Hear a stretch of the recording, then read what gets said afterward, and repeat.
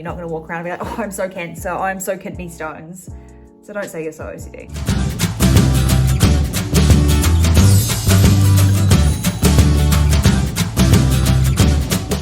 Hello everyone, welcome back to my channel. If you're new here, my name is Genevieve Mora. I'm 26, I'm 27 now, it was my birthday last month, and I'm from Auckland, New Zealand, and I'm a mental health advocate.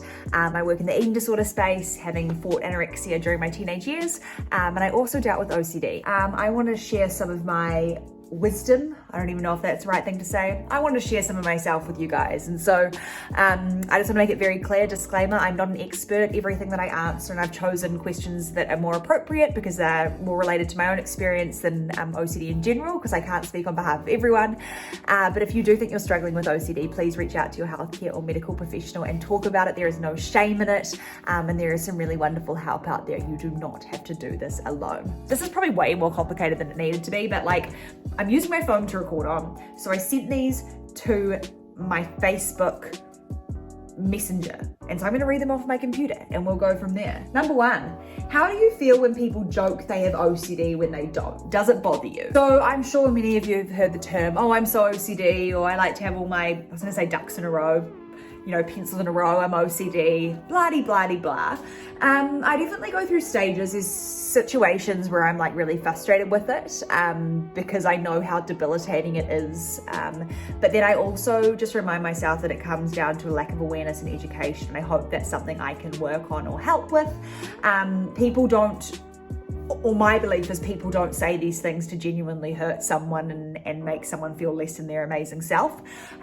So it really does come down to a lack of education, awareness, and something that I've started to do, and something my mum does really well actually, is when she hears people throwing around the term, oh, I'm so OCD, or this is so OCD of me, whatever it may be, using it as an opportunity to educate and being like, hey, actually, like, I understand that you're not wanting to cause any harm here, but as someone that had OCD, or as someone that is a mother of someone with OCD in my mum's case, it can be really misinterpreted, and it can be quite harmful for the sufferer because it invalidates and I guess confuses people on what OCD really is. It's a debilitating mental illness. It's not a quirk, it's not fun, it's not enjoyable. And when we chuck it around like that, it really does invalidate it. You've just got to be careful about what you say, you know, and it comes back to treating physical illness and mental illness similar. You're not going to walk around and be like, oh, I'm so cancer, oh, I'm so kidney stones. So don't say you're so OCD. How do you deal with germs? So I think this is a common misconception too, that everyone with OCD has a fear or a worry about germs, and that's not the case at all. So great question, because I can help hopefully demystify, I can't even speak. Get some myths out of the way. English, not very good this morning. But no, my obsessions weren't around cleanliness or hygiene. My obsessions were around numbers and checking and doing things repeatedly or until they felt complete. And if you have OCD, you'll know what that feeling of completion feels like. It's this feeling of like, oh, okay, I can move on with my day now. I don't know how else to describe it. It's almost like a sense of relief that is a very short sense of relief, because very quickly the cycle begins and you're in that loop again. But yeah, germs wasn't something I worried with. If anything, I did used to wash my hands a lot, but it wasn't to prevent contamination or germs. It was because I had to wash them a certain number of times. So there are many different types of OCD, and I really encourage you to educate yourself on the different types, because it does manifest in many different ways, and some are talked about a lot more than others. And I definitely think in media and movies, OCD is often portrayed as a fear of germs or contamination, and yes, that's the experience for many people, but it's also not the experience for everyone. How did you get diagnosed? Figure it out. So for those of you that are new here, my battle with mental illness or ill mental health started around the age of 11 years old. Initially with anxiety after seeing something, quite a graphic news piece. And that night and the nights following, I went to bed and I checked my room to make sure that I was safe. So I checked under my bed, I checked behind my curtains, I checked behind my doors. And by checking my room, I genuinely felt like I was protecting myself and keeping myself safe. And very quickly that cycle began, that, you know, I'd check my room once and it wouldn't feel like it was enough, so I'd check it again, and then it wouldn't feel like it was enough, and I kept on checking my room. And I was obviously quite young at that point, living at home for a long time after that point too, but at that current point I was living at home and as an 11-year-old, which makes sense.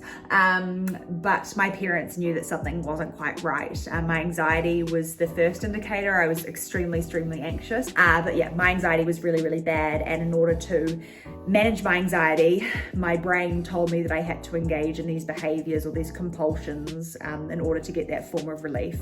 So my experience or battle was quite long. I think it took a long time for us to realize that it was something deeper than anxiety. And that it had kind of progressed into something else. And it was one day, my mum actually told me about this recently, and I just did a post about it on my Instagram. I'd been in the bathroom for about an hour, opening and closing the bathroom drawer repetitively, and I wasn't allowed to leave. When I say allowed, the OCD told me I wasn't allowed to leave because if I did, something terrible would happen to me or my family. So there was a thought, and then to I guess suppress that thought, I'd engage in a behavior. Logically knowing that opening and closing a drawer 3 or 4 times wasn't going to be the difference between, you know, my family or myself getting hurt, but it felt real, so I did it anyway for that temporary relief, very temporary relief. And I'd been in there for about an hour, and mum came to check on me, and she was like, "Are you okay?" And I was like, "Fine, leave me alone." And it was on the 4th time she came to check on me. I swung open the door. I was bursting in tears. I was crying. I'd burst into tears, and I said, "I think I have OCD," and I think it was a relief. And I was terrified. It was kind of a whole lot of things, but for my parents, they knew that something had been going on, and to hear that, I think it was like, okay, so there really is something going on here. We need to figure out a solution and a plan, and we need to work on this. So I went and saw my doctor, and then was put into an outpatient program and started the process there. And it was through that process that they realized that the issue was not solely OCD, that I also had anorexia nervosa, which, you know, eating disorders and OCD coexist a lot of the time. They often go hand in hand. I don't know if often's the right word, but it's not unusual for someone with an eating disorder to also be struggling with OCD. It's one of the more common comorbidities, so to speak.